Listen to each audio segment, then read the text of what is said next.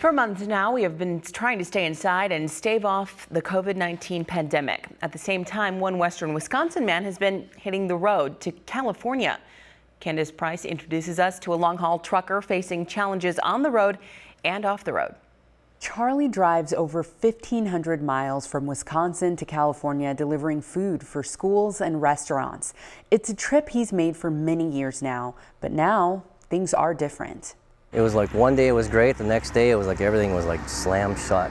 Charlie Arneson has been driving big trucks across the country since 1982. His interest in driving big equipment started as a child.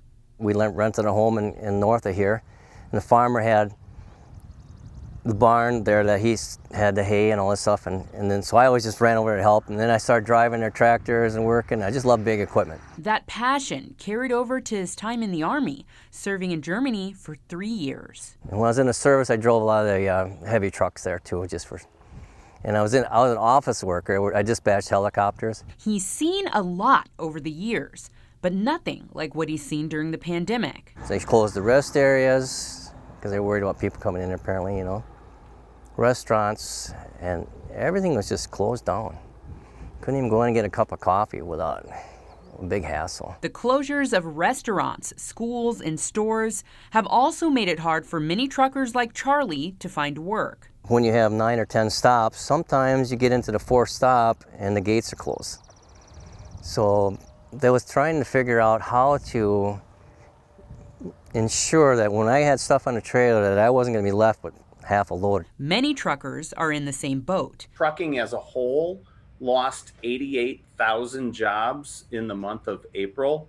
To contrast that, rail transport actually grew in the month of April. Rail Transport, based in central Wisconsin, recently announced plans to hire 250 drivers. We've been very fortunate at Rail Transport, as large as we are and running all over the country, that we've had very few of our employees affected in any way. We've had a few tested. While Rail, a large company, may be finding success during the pandemic, Charlie says it's not been easy for independent drivers like himself. Everyone's got their own dedicated haul. All of a sudden, 25% of them lose their haul like I did.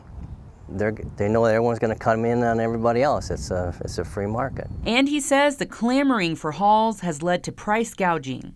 A lot of people, when they had steady hauls like I did, and all of a sudden it's gone, everyone's trying to get in there. That's why they took advantage of the rate. The job is dangerous on the road, but also off the road. When Charlie comes home, he comes home to his wife, who's 65, and his mother-in-law, who's in her early 80s. An added concern, his wife Linda works at a nursing home in Sparta. So they have checks there. They have to check her temperature. They ask her questions if she's been exposed or been travel anywhere. So right away we said, well, we need to tell your boss that I go to California, and that's a hot spot. Charlie and Linda have also taken the extra precaution of setting up an RV in case he needs to isolate. We have an extra bedroom upstairs, so I mean I could stay there too, but she just thinks with her mother there and everything, it's just she'd rather to make sure. Even with all the risk of the job and the essential products he delivers, Charlie doesn't consider himself a frontline worker. That term should be reserved for nurses, doctors, firemen, policemen, you know, people that work at Walmart and registers and cash bank. I mean, you know, whoever does people, have contact with people every day, multiple times, that I think is pretty scary stuff. That's frontline. Luckily, Charlie hasn't had to isolate yet and says things are starting to get back to normal on the road as businesses are opening back up. Thank you for that, Candace. Meanwhile, Rail Transport is still looking to hire another 150 additional drivers in the state. They offer paid on-the-job training, benefits, and wages around $60,000 annually.